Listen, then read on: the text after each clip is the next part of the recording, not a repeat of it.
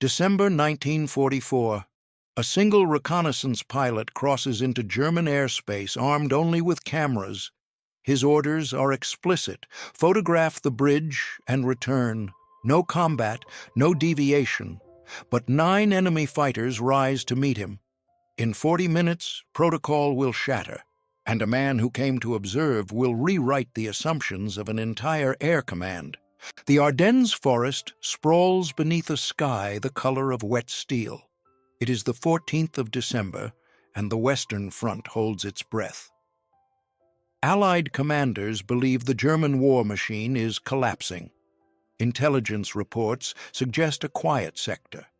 But beneath the canopy of frozen pines, panzer divisions are coiling in silence.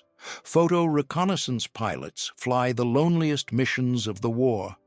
No gunners, no formation support, just speed, altitude, and the hope that enemy fighters are occupied elsewhere. They carry vertical cameras mounted in the fuselage, massive instruments that capture terrain in surgical detail. Every rail yard, every pontoon bridge, every fuel dump becomes geometry on film. The analysts back at headquarters depend on these images the way surgeons depend on X-rays. Without them, bomber crews fly blind. The 10th Photographic Reconnaissance Group operates out of Chalgrove, England. Their planes are modified P-38 Lightnings and F-6 Mustangs, stripped of armor and guns to make room for cameras and extra fuel. Speed is their only defense. The doctrine is absolute: avoid contact, preserve the aircraft, bring back the film. Combat is mission failure. First Lieutenant William R. Myers, Jr. is 23 years old.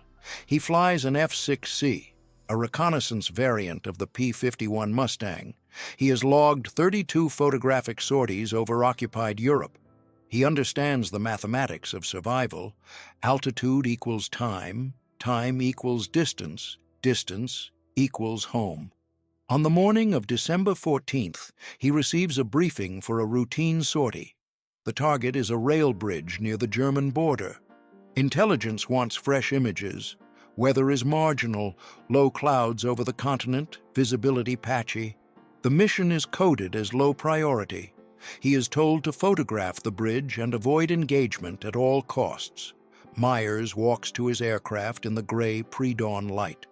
Ground crews have fueled and checked the cameras.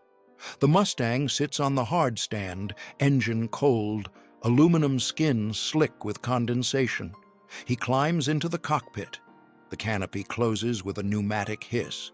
Instruments flicker to life. Altimeter, airspeed, manifold pressure. The Merlin engine coughs once, then roars. He lifts off at 0700 hours. England falls away beneath him. Fields stitched with hedgerows, villages still darkened by blackout discipline. The Channel is a gray void. France appears as a smudge of darker gray. He climbs to 25,000 feet, where the air is thin and bitterly cold.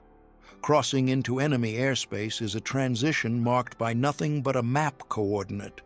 No border fence, no visible change in terrain. But the sensation is immediate: a tightening in the chest, a sharpening of attention. Every contrail could be a fighter. Every shadow on the clouds could be flak. The bridge appears exactly where the maps predict. Myers banks into his photo run. The cameras begin their mechanical clatter. Film advances, lenses capture the iron lattice of the bridge, the rail lines converging, the river beneath. It takes 90 seconds. The mission is complete. Then the radio crackles. A voice, urgent, clipped. Bandits, multiple contacts, high and closing. He scans the sky. 9 dark shapes peel out of the cloud layer above him. Focke-Wulf 190s, single-seat fighters, fast, maneuverable, and flown by pilots who have survived 3 years of attrition. They are diving now, positioning for a firing pass. Myers has no guns. The camera bays occupy the space where .50 caliber machine guns would normally be mounted.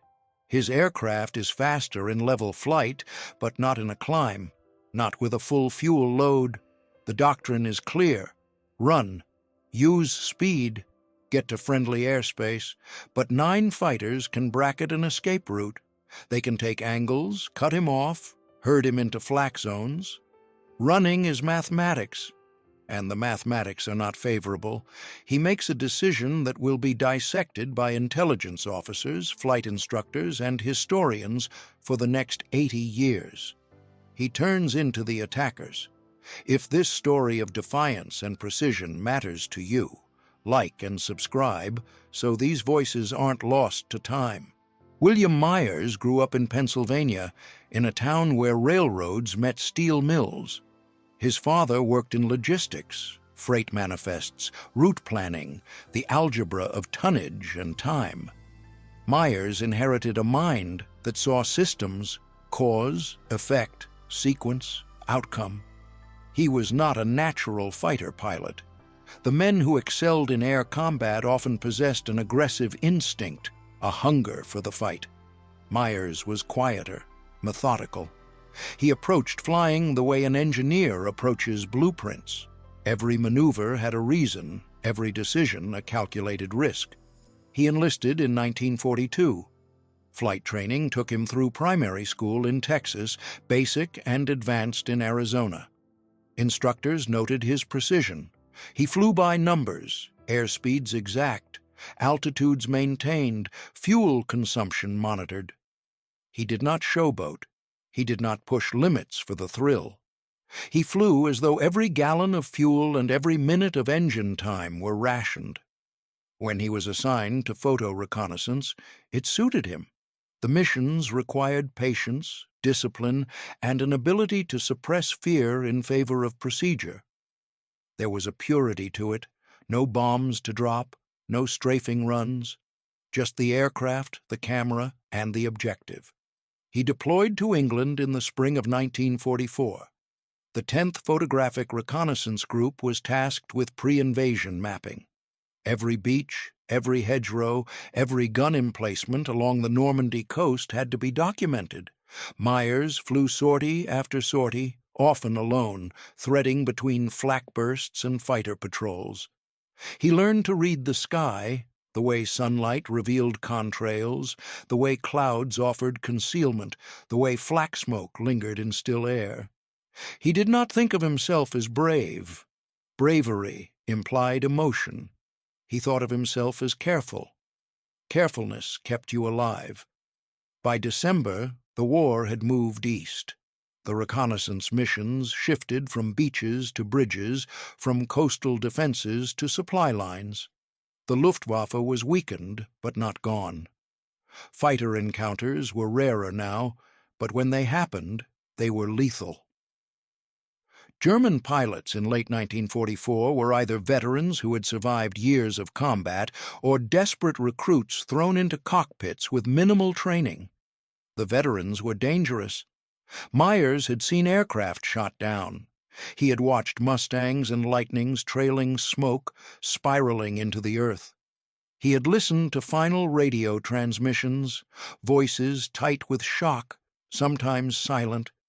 He understood that survival was not heroism, it was statistics. Every mission was a roll of dice weighted by skill, luck, and the decisions of men you would never meet. On the morning of December 14th, he did not feel special. He felt cold. The flight suit was heavy, lined with fleece, but at altitude, the cold seeped through. His hands were stiff inside leather gloves. His breath fogged the inside of the oxygen mask. He had photographed the bridge. The mission was complete. Now 9 enemy fighters were closing on him, and the doctrine that had kept him alive for 32 missions was about to become irrelevant. The problem with running from 9 fighters is geometry. A single pursuer can be evaded by speed and angle. 9 pursuers form a net. They do not need to catch you immediately. They only need to push you into a box. Lower altitude, slower speed, longer exposure to fire. Myers knows this. Every reconnaissance pilot knows this. The standard response is to dive, trade altitude for speed, extend the distance, and hope the pursuers break off or run low on fuel. But the Focke-Wulf 190 is fast in a dive. It is built for energy fighting, rapid climbs and dives, slashing attacks. If Myers dives, they will follow, and once he is low, the ground becomes another enemy. Flak batteries, terrain, no room to maneuver. The alternative is to climb, but climbing bleeds speed. A slow aircraft is a dead aircraft. The F-6 Mustang, stripped of guns and loaded with fuel, is not optimized for air combat. It is a camera platform. It is not supposed to be here. The 9 fighters split into 2 groups. 6 form a high cover. 3 dive toward Myers. This is standard Luftwaffe doctrine: multiple attack angles, overlapping fields of fire. The goal is to force the target into evasive maneuvers that scrub off speed. Then the rest of the formation closes in. Myers does not dive. He does not climb. He turns into the lead fighter. The maneuver is called a head-on pass. It is aggressive, dangerous, and rarely attempted in reconnaissance aircraft. The closure rate is immense. 2 aircraft hurtling toward each other at combined speeds exceeding 600 miles per hour. The window for firing is measured in fractions of a second. Most pilots flinch. Most pilots break away. Myers does not have guns. But the German pilot does not know that. The lead Focke-Wulf opens fire. Tracers arc through the Kong, bright, slow-seeming lines of light. Myers holds his course. The distance collapses. At the last possible moment, he breaks hard left, pulling the Mustang into a vertical bank. The G-forces crush him into the seat. Blood drains from his head. Vision tunnels. The horizon tilts 90 degrees. The Focke-Wulf flashes past, wingtip to wingtip, close enough to see the rivets, close enough to feel the turbulence of its passage. Myers rolls out. The 3 attacking fighters have overshot. They are below him now, their energy spent in the dive. The 6 high fighters are still above, but they are reacting, not initiating. They expected him to run. He did not. He has bought himself seconds, maybe 10, maybe 15. He climbs. The Merlin engine screams. The airframe shudders. He is trading speed for altitude again, but now he has forced the enemy to reset. The 3 low fighters are pulling up, trying to regain position. The 6 high fighters are diving, but they are not diving in formation. They are reacting individually. The net has holes. Myers slips through one. In the debrief that will follow, intelligence officers will ask him what he was thinking. He will tell them he was not thinking. He was calculating. Every fighter has an energy state, a combination of speed and altitude that defines what maneuvers it can perform. High and fast means options. Low and slow means desperation. Myers cannot outclimb the Focke-Wulfs, but he can force them to spend energy. Every attack they commit to, every hard turn, every high G maneuver burns fuel and bleeds airspeed. He has one advantage. They believe he is unarmed, but they do not know for certain. The F-6 looks like a P-51. The silhouette is identical. A cautious pilot will assume it might bite back. The second head-on pass is closer. The German pilot fires earlier this time, a longer burst. Myers sees the muzzle flashes. He sees the tracer rounds converging. He waits until the geometry is perfect, then breaks right. The Focke-Wulf breaks left. They mirror each other for an instant. 2 aircraft rolling in opposite directions, close enough that their prop wash intersects. The German recovers first. He pulls into a steep climb, trying to loop back for another pass. Myers does not follow. He dives instead, just enough to build speed, then levels out and turns back toward the remaining fighters. They do not expect this. Reconnaissance pilots do not turn toward threats. They do not seek engagement. But Myers is not seeking engagement. He is seeking chaos. He flies directly through the middle of the formation. The high fighters scatter. 2 peel left, 2 peel right. One overshoots and ends up in front of him. Myers pulls his nose up just slightly, as if lining up a shot. The Focke-Wulf breaks hard, jinking away. No shots are fired, because Myers has no guns, but the German does not know that. And the break costs him speed, costs him position. Myers is through. Open sky ahead. The border is 40 miles west. The fighters are behind him now, disordered, their energy states fractured. He runs. But the 9 do not give up. They regroup. They press. At 22,000 feet, the 3rd fighter closes to firing range. Myers sees the tracer stream again, bright, floating, deceptively slow. He breaks left, then immediately reverses right. The German overshoots. Myers pulls up into a climbing turn. The 4th fighter is waiting. It fires. Myers rolls inverted and pulls through, a split S maneuver that trades altitude for separation. He is at 18,000 feet now, lower than he wants. The ground is a patchwork of brown and white, fields and snow. The sky is pale, washed out, the sun a dim smudge behind high clouds. The 5th fighter attacks from above. Myers sees it late, too late. The cannon rounds snap past, 20-millimeter shells that sound like tearing canvas. One punches through the left wing. Myers feels the impact through the control stick, a sharp vibration, then a slight pull to the left. The wing is damaged, but still flying. Fuel is streaming, not a rupture, a puncture. The self-sealing tanks are working, but he is losing fuel faster than planned. He has 90 miles to the border, maybe 60 minutes of fuel. The math is tightening. The 6th fighter comes in from the side. Myers turns into it. Another head-on. This time the German does not break. They both hold. The distance collapses. 1,000 feet, 500, 200. Myers sees the pilot's face, or thinks he does, or imagines it. A silhouette in a canopy. A man like him. At the last instant, they both break. Opposite directions. Pure instinct, the survival reflex overriding doctrine. Myers pulls so hard the wings flex. The airframe groans. The Merlin engine howls. His vision grays at the edges. He eases off just slightly, just enough to stay conscious. The 7th fighter is closing from behind. Myers has no rear-view mirror, only instinct and peripheral vision. He sees the dark shape growing. He breaks low, skimming over a ridgeline. The fighter follows. They are low now, 300 feet above the ground. Trees blur beneath them. Church steeples, roads, a truck convoy scattering. Myers pulls up. The German follows. They climb together, 2 spirals intertwined. Myers levels out at 12,000 feet. The German is still there, still closing. Myers breaks hard right.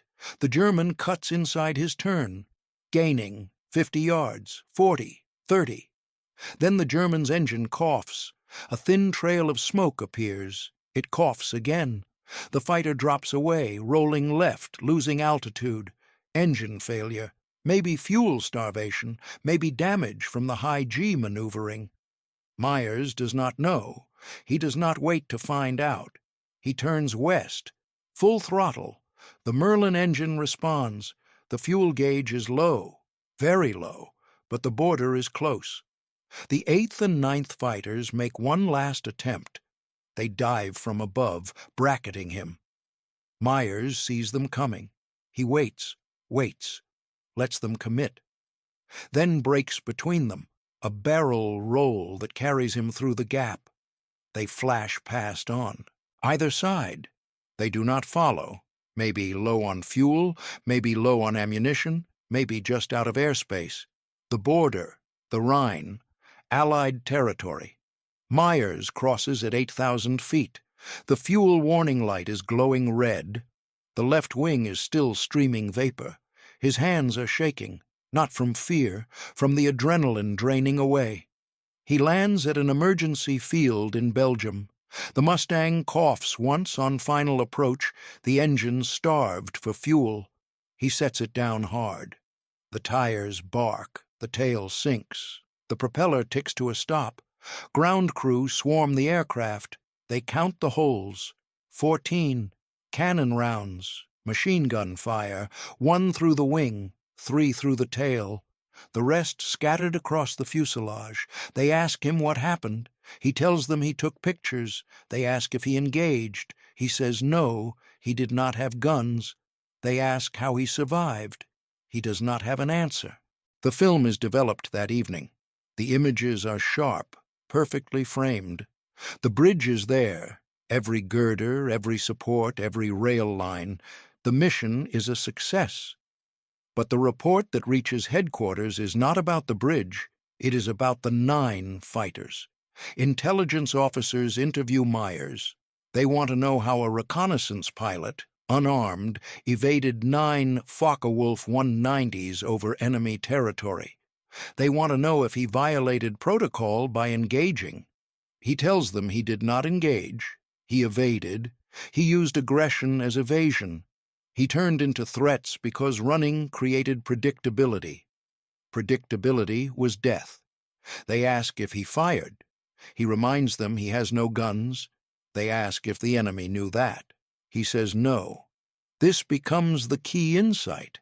The appearance of threat is tactically equivalent to the threat itself, if the opponent believes it. Myers used the enemy's caution against them. Every head-on pass forced a reaction. Every reaction burned energy. Energy is finite. Time is finite. He made them spend both until the math tipped in his favor. The debrief is forwarded to the 8th Air Force Tactical Analysis Section. They classify it as a case study. Reconnaissance doctrine is quietly updated. Pilots are told that evasion does not always mean retreat, that aggression, properly applied, can create separation, that the mind is a weapon even when the aircraft is not. But the story does not end there. 3 weeks after Myers's mission, the Ardennes explodes. The German offensive crashes through the quiet sector. The Battle of the Bulge begins. Allied commanders, caught off guard, scramble for intelligence. Reconnaissance flights multiply. The doctrine Myers demonstrated, aggressive evasion, unpredictability, using enemy assumptions against them, becomes standard practice. Survival rates improve. Not dramatically, but measurably. Pilots who would have run into predictable flight paths now vary their responses. They turn into threats. They feint. They disrupt the enemy's decision cycle. Myers himself flies 16 more missions. He photographs bridges, rail yards, and supply depots. He encounters enemy fighters twice more. Both times he evades without damage. In April 1945, the war in Europe ends.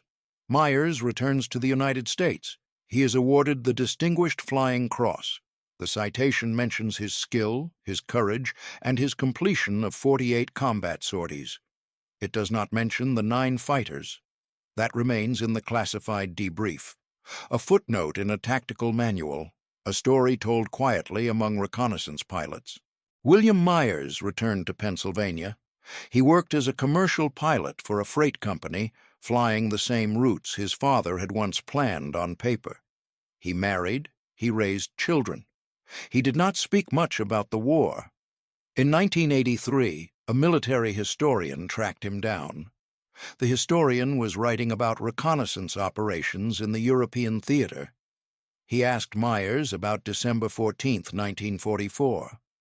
Myers remembered, not the fear, not the adrenaline, but the math. He said the hardest part was not the fighters, it was the decision to turn toward them. Every instinct, every hour of training, every briefing said to run.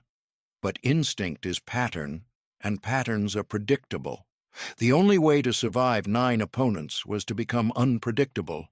The historian asked if he ever regretted it. Myers said no. He said the alternative was certain. The choice was uncertain. Uncertainty was better. He died in 1998 at the age of 77. His logbook and debrief files were donated to the Air Force Historical Research Agency. The files sat in an archive for years. Researchers occasionally cited them. Fighter pilots studied the debrief. Flight instructors used it as an example of tactical creativity under pressure. But the broader lesson remained quiet, that a man armed only with cameras and logic had rewritten the rules of survival. That courage is not always loud. That defiance does not always look like rebellion. Sometimes it looks like a pilot turning toward 9 enemies because the math of running did not add up. The bridge he photographed was destroyed by Allied bombers 6 days later. The rail line was severed. The German supply chain in that sector collapsed. Historians will never know how much of the Allied success in the Ardennes came from that one set of photographs, but they know the photographs existed, and they know Myers brought them home. He did not destroy 9 planes that day. The historical record shows no confirmed kills, but he disrupted 9 fighters. He forced them to spend fuel, time, and energy. He denied them a kill.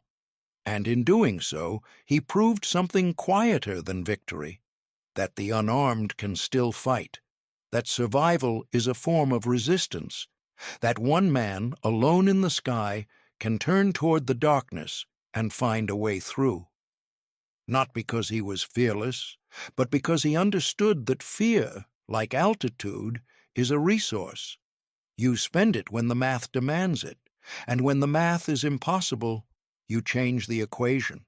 February 9th, 1945. A single-engine float plane skims the white waves off Rabaul. The pilot has orders, 1 pass only. Reconnaissance, photography, return to base. But below him, 84 American prisoners are waving from a sinking Japanese transport. The radio crackles. Command repeats, 1 pass. He circles again, then again. For the next 7 hours, he will defy every order he's given and rewrite the rulebook on what one unarmed plane can do. The Solomon Sea does not forgive hesitation. By early 1945, it has swallowed thousands of men, burned pilots, torpedoed sailors, soldiers clinging to wreckage in the dark. The water is warm, 82 degrees, but that only accelerates dehydration and delirium. Sharks patrol the shipping lanes. Hypothermia is replaced by sunstroke.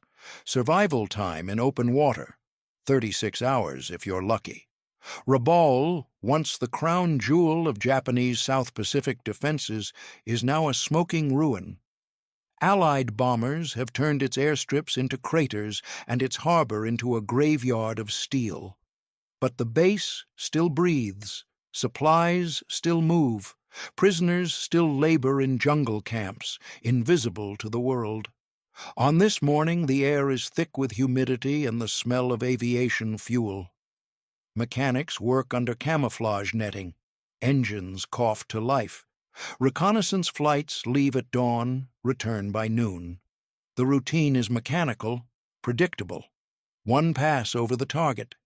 Cameras rolling, no deviation.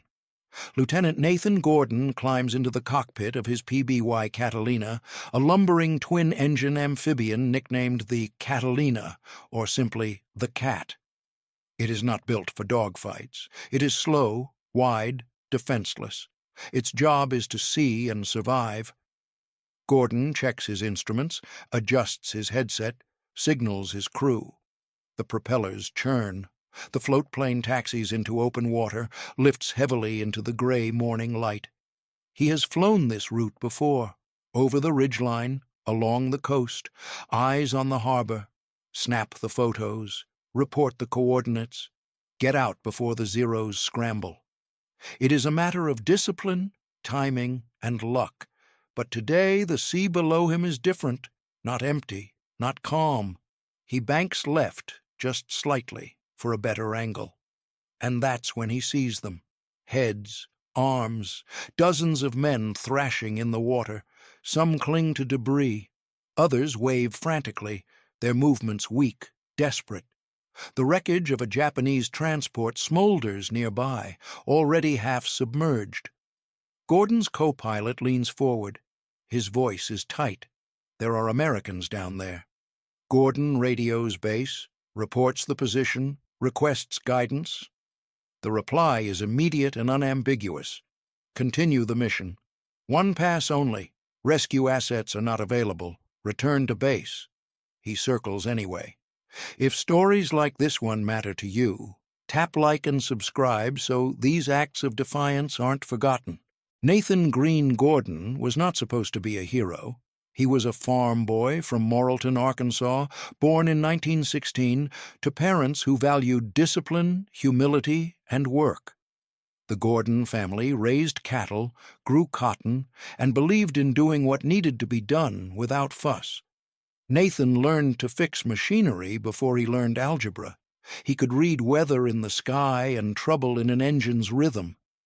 He was quiet, not shy, just economical with words. People who knew him said he thought 3 steps ahead and never wasted motion. If something was broken, he fixed it. If a job required patience, he outlasted it. He did not seek attention. He sought solutions. When the war came, he enlisted in the Navy, not out of ideology or rage, but because it was what young men did. He trained as a pilot. Not fighters. Those went to the flashy recruits with fast reflexes and faster egos. Gordon was assigned to patrol bombers, the PBY Catalina, the workhorse, the ugly duckling of naval aviation. The Catalina was a paradox. It could land on water, which made it invaluable for search and rescue, but it was painfully slow, top speed 120 miles per hour. It had no armor, no defensive agility. If you were caught by a Zero, you died. Pilots called it the flying coffin, or, more affectionately, the cat. Gordon called it dependable. He logged hundreds of hours in the South Pacific, search grids, convoy escorts, downed pilot recovery. He learned to read the ocean's moods, the way light changed on reef shallows, the difference between a floating log and a floating man.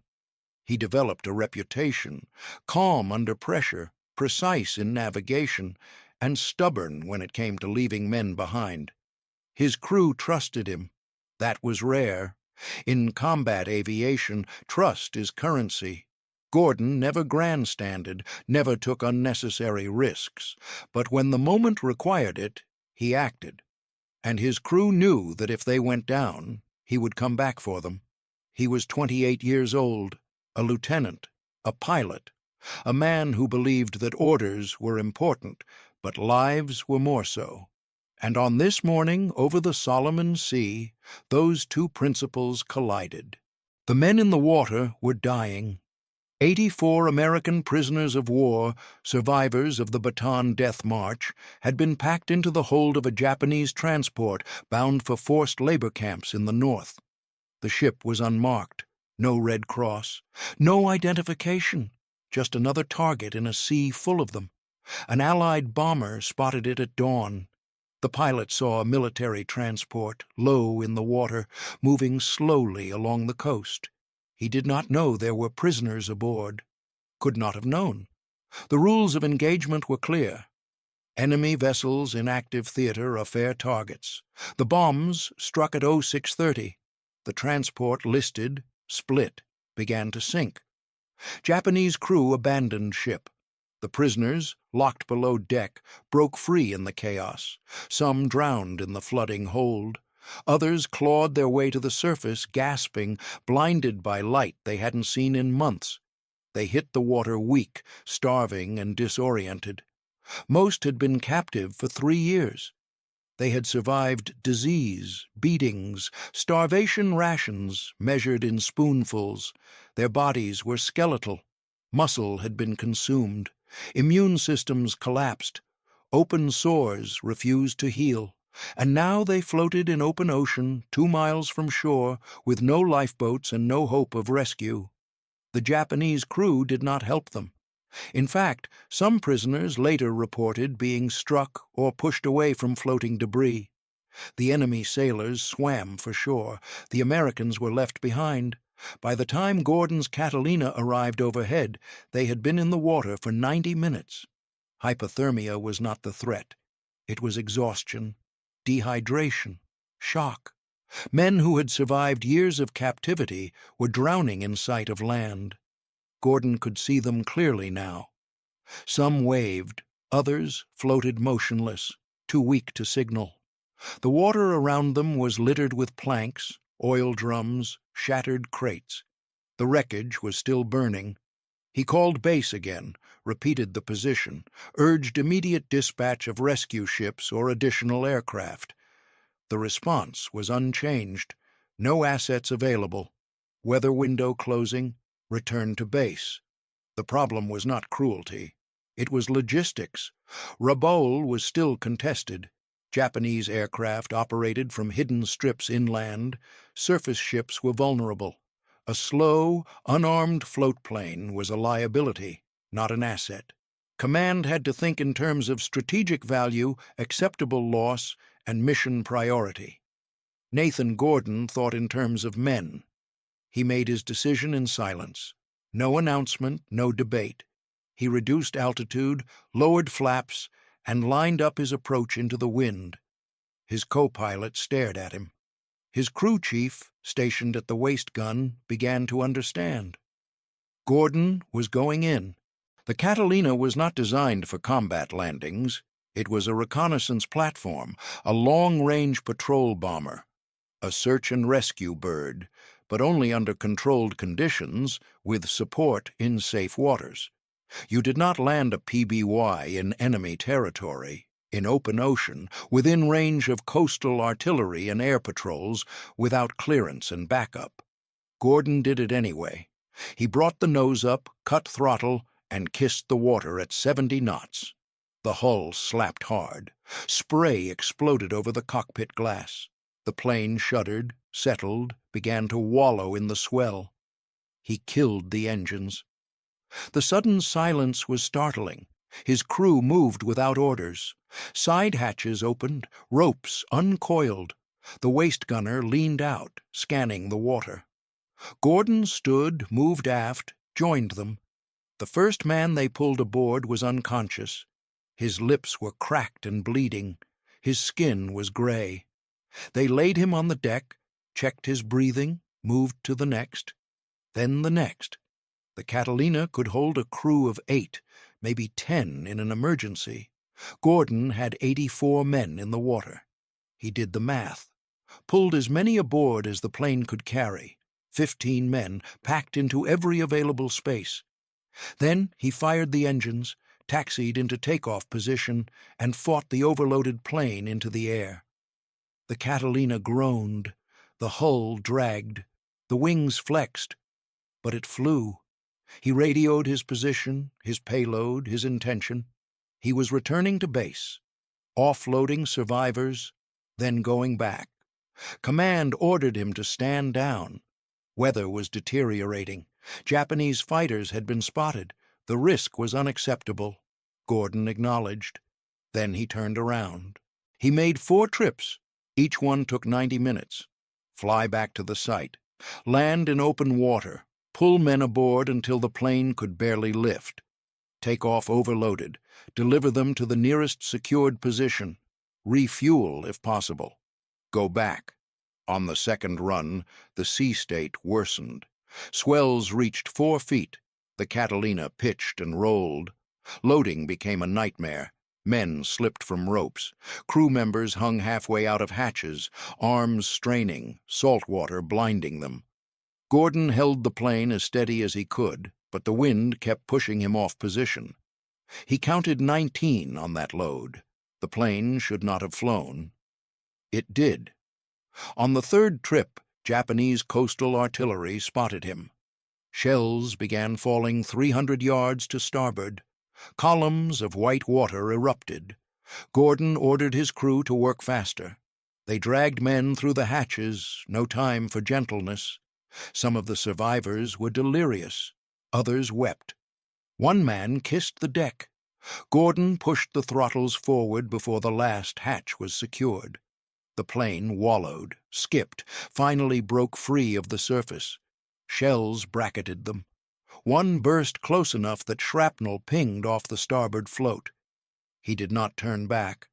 On the fourth run, there were only 23 men left in the water. Some had drowned waiting.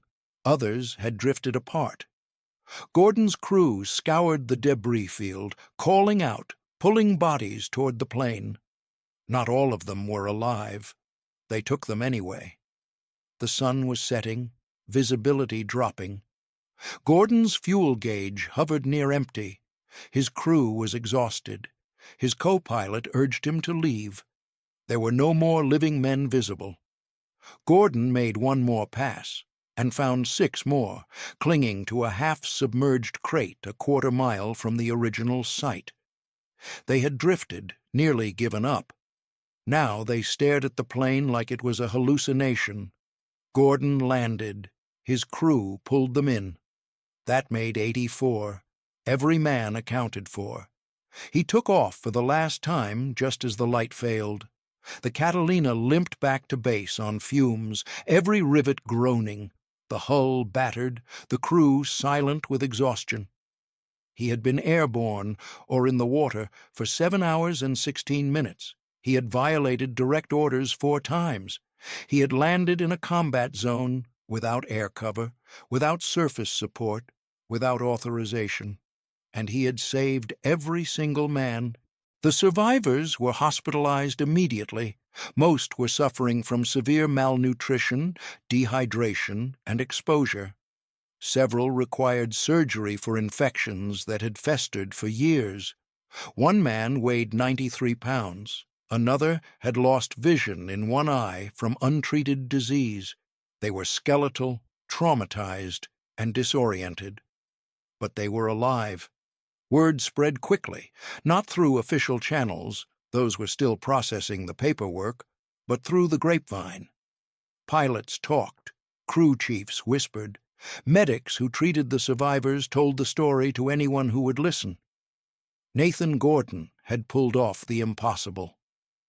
Within a week, senior command reviewed the incident. Technically, Gordon had committed insubordination. He had endangered his crew, his aircraft, and potentially compromised operational security. Some officers argued for reprimand, others argued for a medal. The debate was short. On May 17, 1945, President Harry S. Truman awarded Lieutenant Nathan Green Gordon the Medal of Honor. The citation praised his extraordinary heroism and disregard for his own personal safety, and noted that his actions had been conducted in the face of intense enemy fire.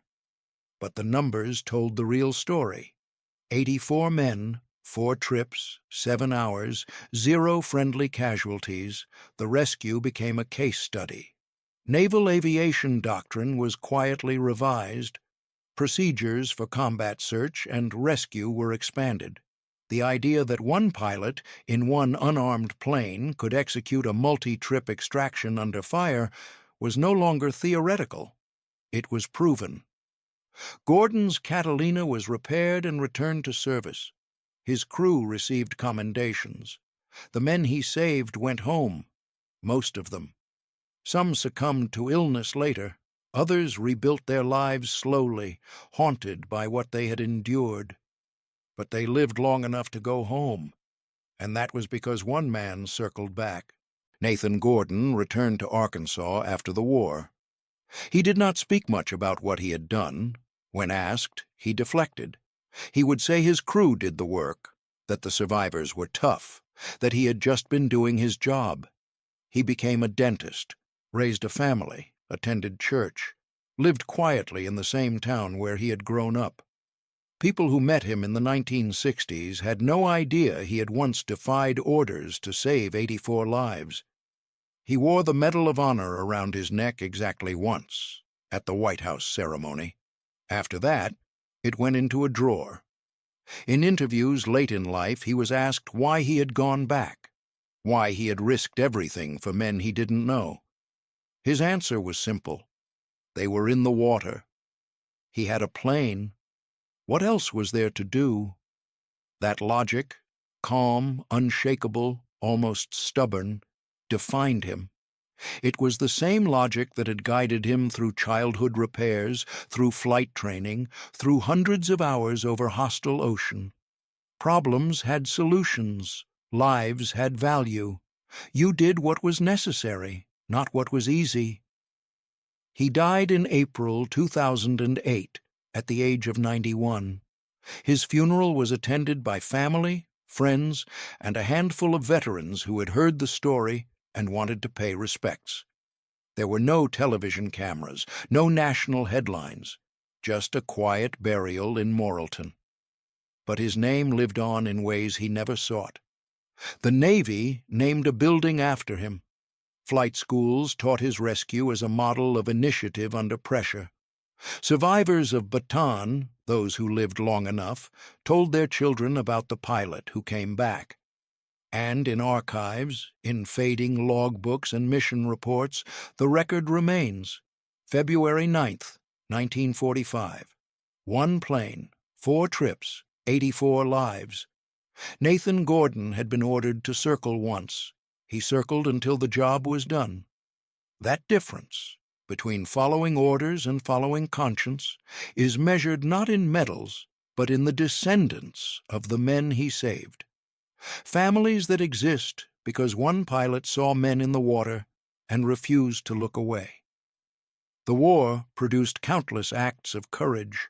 Most were loud: explosions, charges, last stands. Gordon's heroism was quieter. It was a choice made in silence, repeated 4 times, and carried out with the same care he would have used to fix a tractor or set a broken bone. He did not save the world. He saved 84 men. And in doing so, he reminded everyone who came after that heroism is not always about fighting.